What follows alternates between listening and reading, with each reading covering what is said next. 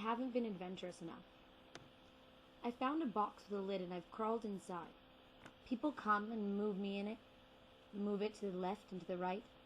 I cling to the walls of the frame, try not to fall out. No one really cares about this box of mine. They're too busy building their own. My box isn't unlike the cardboard boxes small children like to play in. When their imaginations take them to new places, they can be in the jungle, in a castle, a little wood barn with a bright tin roof. A little girl takes a box out from the basement, the storage room with the big furnace that looks like a jungle gym filled with heat and possibility. The bottom is moldy, the seams unravel. It could not hold anything. Anything would fall right through.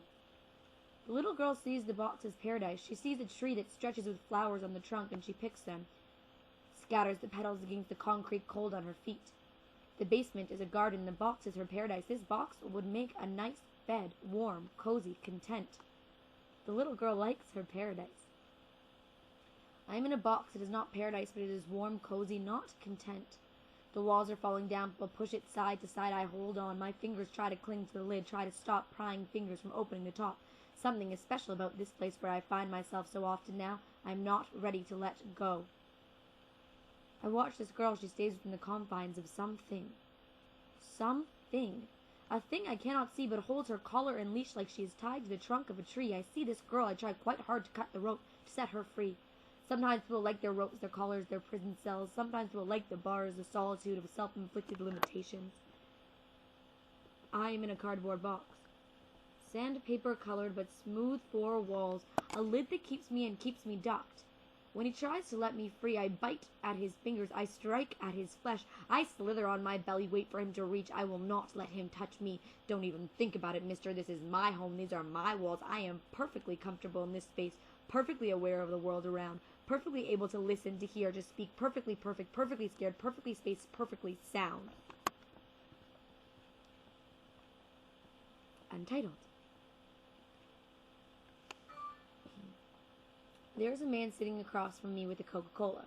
A man sitting across from me with curly salt and pepper curls and a beard that reaches past his collarbone. He needs to shave. He types at a computer with one hand slowly, one hand and two fingers, and his eyes look at the screen with fear and fragility. He thinks the computer might explode. So does my mother. He sits with his head resting on his elbow, strange because his elbow does not touch the table, levitates as he meditates, as he thinks about this computer that my 6-year-old nephew understands better than he does, that my 6-year-old nephew can navigate better than he can, better than someone who's been in this world 10 times longer than he has, whose eyes have seen 1,000 things more than he has. He tilts his head more than a head should tilt, sits up and takes a deep gulp, gulp, gulp of his Coca-Cola. His left hand back on his chin, his right hand types. He sits, moves his left hand to the keyboard, limp, prepared to take over, but left with nothing to do. Confused fingers trampling the keyboard. That is second nature to my generation, to my new generation, to all generations that will push on.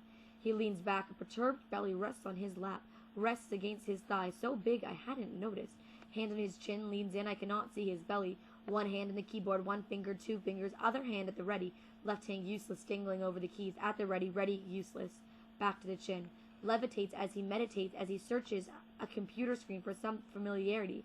For someone to say, it's okay, it's all going to be okay. He is confused.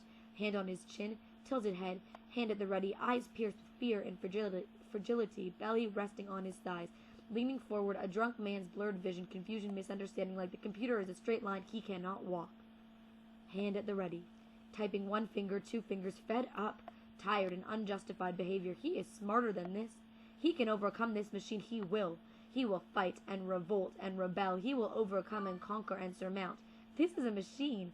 This is a dead, wiry, bright, and fluorescent screen.